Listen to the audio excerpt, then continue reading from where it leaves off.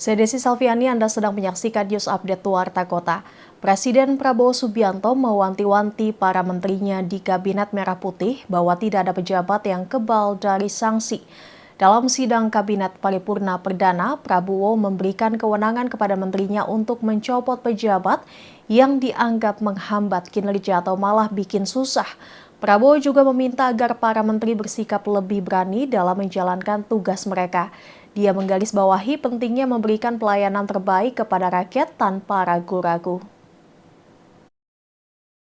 Saya paham bahwa kita baru dilantik, saya saja baru 3 hari. Saudara-saudara baru 2 hari dilantik. Dan saudara-saudara, saya persilahkan secepat mungkin, terutama bagi menteri-menteri yang baru, silahkan konsolidasi sendiri, mengatur sendiri secepat mungkin administrasi saudara dan tim saudara di kementerian dan badan masing-masing. Penyusunan tim sangat penting. Tim yang baik, tim yang bisa kerjasama akan memudahkan kita mencapai target-target yang kita tentukan. Kegiatan pembekalan para anggota Kabinet Merah Putih akan digelar mulai Jumat 25 Oktober hingga Minggu 27 Oktober. Rencananya Presiden Prabowo Subianto dan para menterinya akan beristirahat di tenda-tenda. Kepala Penerangan dan Humas Akmil, Letkol Infanteri Muhammad Jafar melalui Kasih Penerangan Umum Akmil, Kapten Nurul Muntaha mengungkapkan akan ada 120 tenda yang disiapkan. Namun jumlah tenda ini masih bisa berubah tergantung kebutuhan dan dinamika acara. Adapun penampakan tenda-tenda yang rencananya akan digunakan oleh para menteri beredar di media sosial.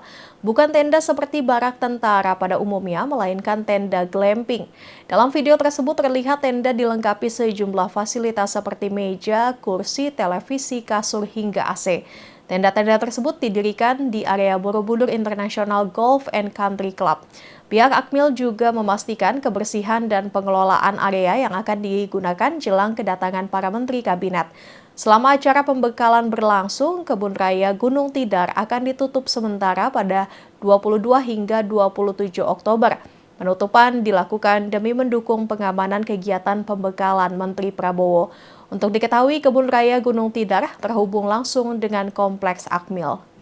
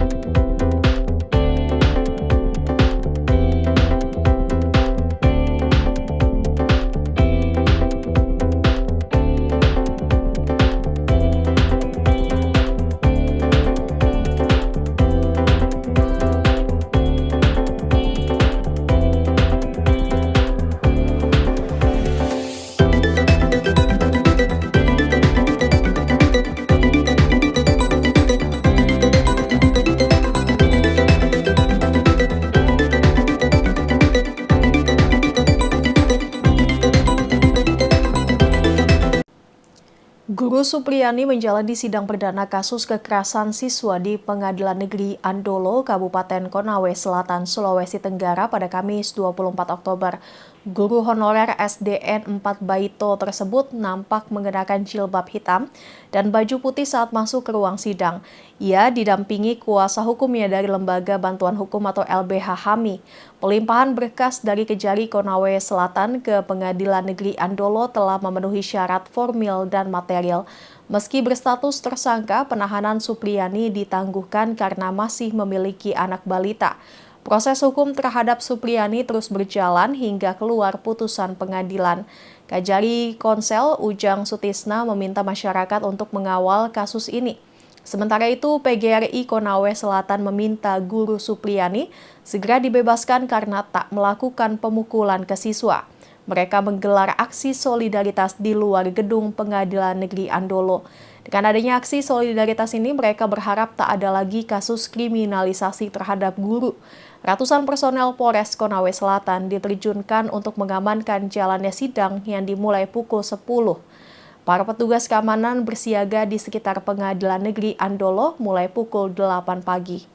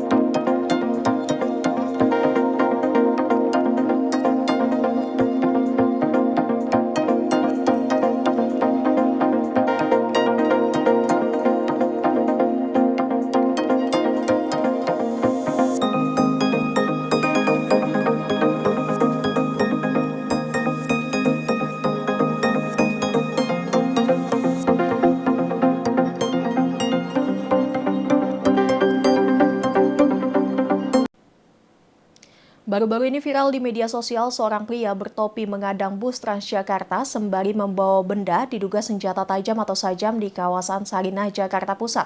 Video tersebut pun beredar di media sosial hingga menuai reaksi publik karena sikap arogan pria tersebut. Dari video viral nampak dalam video pria tersebut mengenakan kemeja berwarna hitam, lengan pendek, dan topi. Ia bahkan sembari menenteng benda diduga mengarah ke tengah jalan dan berdiam diri usai mengadang Transjakarta. Terdengar pula suara histeris ketakutan penumpang di dalam bus tersebut. Terkait video itu, Kasat Reskrim Polres Metro Jakarta Pusat AKBP Firdaus menuturkan bahwa pihaknya saat ini masih mencari sang pria. Sementara itu, pihak Transjakarta mengatakan operasional bus sempat terganggu akibat insiden tersebut. Namun, kata Kepala Departemen Humas dan CSR PT Transjakarta, Ayu Wardani, untungnya insiden itu bisa diatasi oleh pramu jaga lapangan.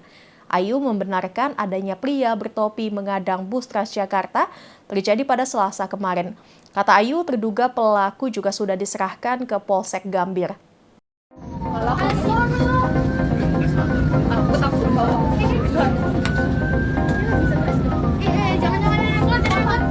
Aduh, pakai kacamata.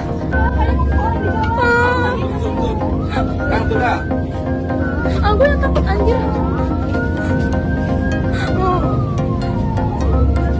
Pak, udah Pak. Pak, udah Pak.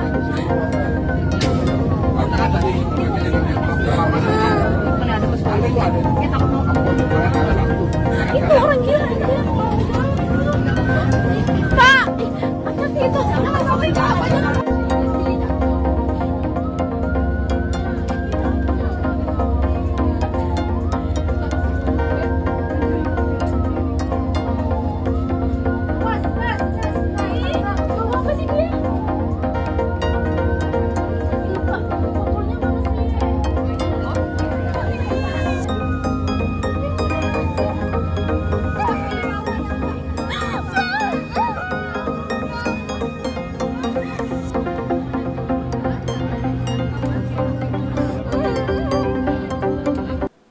Kebijakan sensor militer Israel dicabut pada Selasa 22 Oktober. Diketahui kebijakan itu membolehkan media mempublikasikan hasil serangan drone Hizbullah yang menargetkan rumah Perdana Menteri Netanyahu pada Sabtu 19 Oktober. Gambar-gambar yang dirilis menunjukkan kerusakan akibat ledakan, termasuk pecahnya kaca di jendela kamar tidur. Meskipun kerusakan terjadi, rumah tersebut tidak mengalami kebocoran. Netanyahu mengklaim bahwa serangan itu merupakan kesalahan besar oleh agen-agen Iran. Ia menegaskan bahwa serangan itu tidak akan menghentikannya dalam perang dan bahwa siapapun yang menyakiti Israel akan membayar mahal. Sementara itu, juru bicara Mohammed Afif menyatakan Hizbullah mengaku bertanggung jawab atas serangan tersebut. Misi Iran untuk PBB membantah keterlibatan Iran dalam serangan itu dan menyebut Hizbullah sebagai pelaku. Mengutip Tribun News, investigasi awal Israel menemukan bahwa drone yang digunakan mirip dengan yang menyerang pangkalan Golani. Hizbullah juga mengumumkan fase baru dalam konfrontasi dengan Israel sebagai respon terhadap agresi di Lebanon.